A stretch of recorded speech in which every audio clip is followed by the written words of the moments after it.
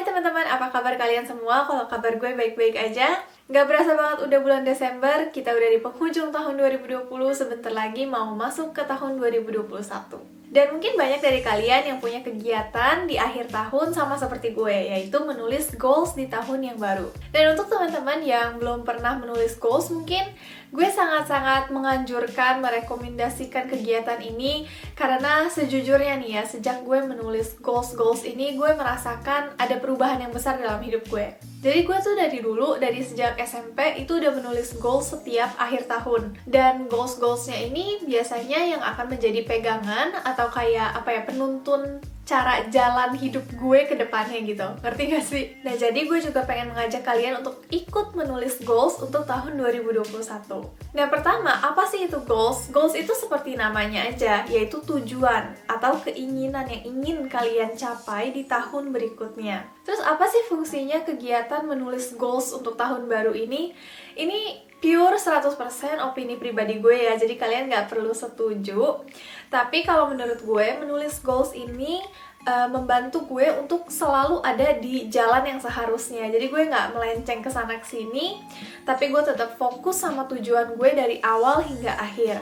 Terus yang kedua, gue juga bisa lebih produktif karena setiap harinya, setiap bulannya gue gak perlu berpikir lagi bulan depan mau ngapain, terus tahun ini mau ada achievement apa gitu. Gue gak perlu mikir-mikir lagi. Jadi gue cuma perlu berpikir satu kali aja dalam satu tahun, yaitu bulan Desember di tahun sebelumnya. Gue berpikir tahun depan gue pengen mencapai ini. Terus pas lagi udah masuk Januari tahun depannya, gue bisa menjalani goals gue itu. Terus manfaat terakhir dari menulis goals adalah, kalau menurut gue, feelingnya sih. Jadi kalau misalnya nih, kita udah tulis goals, andai kata ada 10 goals, terus kita bisa mencapai 8 atau mungkin 7. Itu rasa kepuasannya tuh gimana ya? Sangat-sangat tiada tara gitu. Kita sangat puas dan kita menjadi terpacu untuk mencapai goals kita yang lain.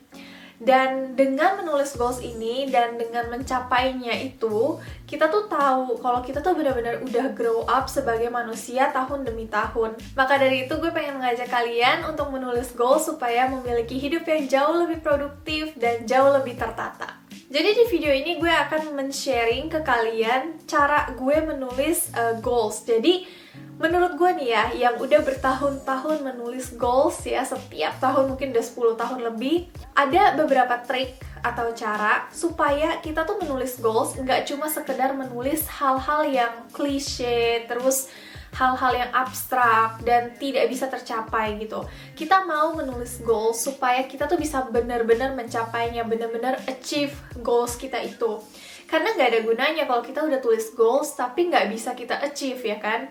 Yang pertama, seiring berjalannya waktu, gue belajar bahwa saat kita menulis goals, kita tuh nggak bisa menulis secara berantakan. Tapi kita harus melihat semua aspek yang ada dalam hidup, terus kita lihat satu-satu apa itu goalsnya. Jadi maksud gue gini, di dalam hidup itu kita bisa pilah menjadi 8 kategori.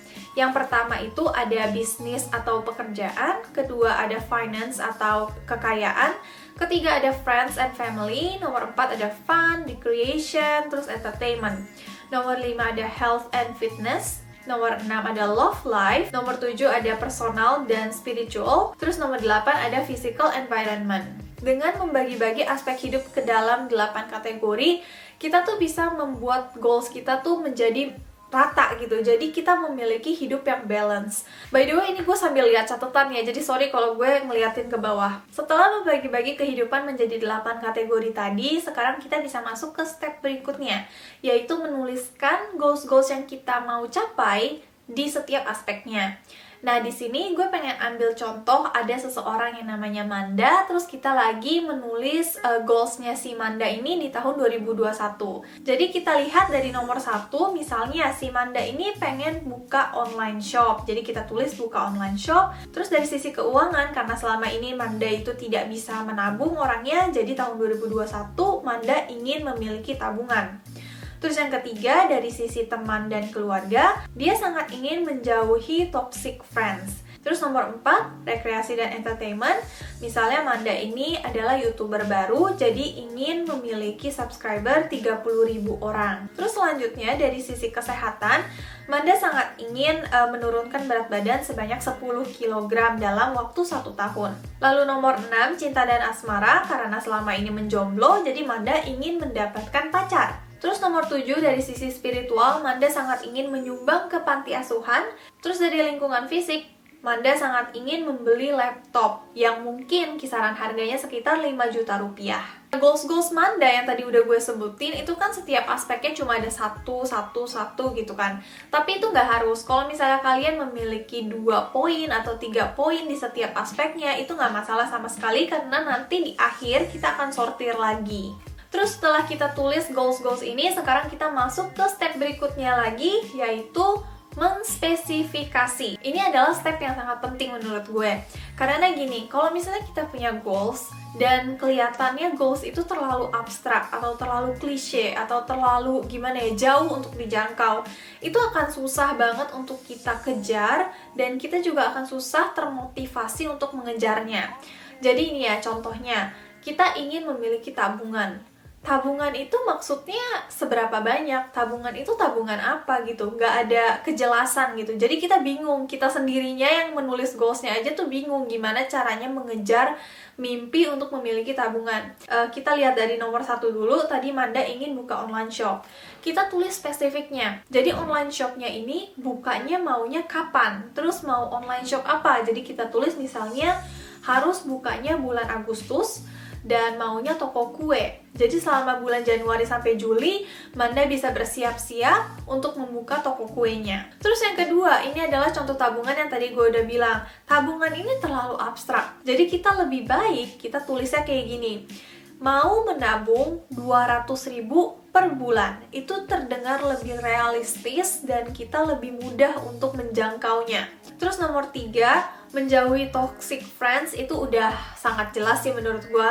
Kalau ada orang yang toxic, ya udah kita jangan jadi temennya dia. Kita harus mulai menjauhi dia di tahun 2021. Terus nomor 4, ingin memiliki subscriber 30.000 orang di YouTube. Nah ini juga sangat membingungkan ya, gimana caranya bisa mendapatkan 30.000 subscriber? Oke, salah satu caranya adalah dengan mengupload video 1 kali setiap minggu. Jadi saat kita menulis goals, kita tuh harus menulisnya dengan lengkap dan jelas gitu. Jadi ketika kita baca, kita tuh tahu gimana cara mencapai goals ini. Terus yang selanjutnya, Manda ingin menurunkan berat badan 10 kg. Mungkin banyak dari teman-teman juga yang ingin menurunkan berat badan ya, goals utamanya. Dan kalau kita tulisnya tuh menurunkan 10 kg, itu terlihatnya besar. Nah, jadi tipsnya adalah dengan dibagi 12 bulan. 10 kilo kalau dibagi 12 bulan itu cuma 0,8 kg, nggak nyampe 1 kg. Dan ini terdengar sangat realistis ya.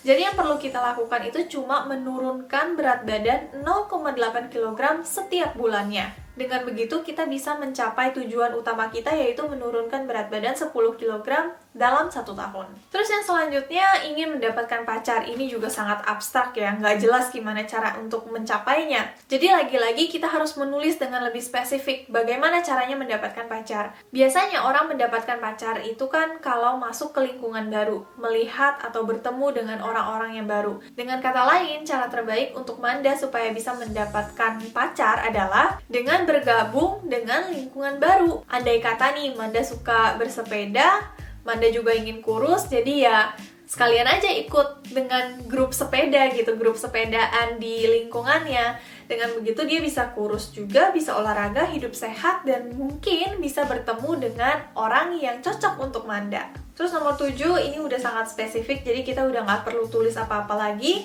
Dan yang terakhir, untuk lingkungan fisik, membeli laptop seharga 5 juta misalnya. Ini juga sama nih kayak berat badan tadi, terdengarnya besar gitu ya. Tapi kalau kita bagi dengan 365 hari, ini sebenarnya cuma 15.000 per hari. lebih mahal boba, ya kan? Oke, setelah kita menspesifikasi semua goals-goals kita, sekarang kita mau masuk ke step berikutnya lagi, yaitu menentukan prioritas. Nah, ini menyambung perkataan gue yang tadi udah gue bilang, yaitu kalau misalnya kita punya beberapa poin dalam beberapa aspek gitu ya, kita harus menentukan prioritas kita. Karena salah satu tips lagi nih, kalau kita mau benar-benar mencapai goals kita itu tidak bisa memiliki terlalu banyak goals. Jadi menurut gua 10 itu udah maksimal. Kalau lebih dari 10, kita tuh jadi terlalu sibuk dalam 1 tahun dan akhirnya malah keteteran. Lebih baik kita memiliki goals yang sedikit tapi benar-benar mencapainya dibanding kita memiliki banyak goals tapi nggak ada yang tercapai. Jadi bagi si Manda yang nomor 1 adalah karir, nomor 2 adalah menurunkan berat badan, nomor 3 adalah menabung, nomor 4 adalah menyumbang ke panti asuhan, nomor 5 adalah menabung untuk beli laptop, nomor 6 adalah YouTube 30.000 subscriber, nomor 7 adalah menjauhi toxic friends, dan yang terakhir adalah memiliki pacar. Terus setelah kalian selesai memprioritaskan, sekarang adalah bagian yang paling fun, yaitu menulis ulang semuanya, mungkin di jurnal kalian, atau kalian bisa juga memakai canva.com, terus kalian tulis goals kalian secantik mungkin, sebagus mungkin, se-eye-catching mungkin. Jadi nanti kalian bisa print out, terus kalian bisa tempel di tembok, atau mungkin kalian bisa tempel di jurnal kalian kalau kalian nggak mau nulis, atau kalian bisa juga jadiin wallpaper di HP.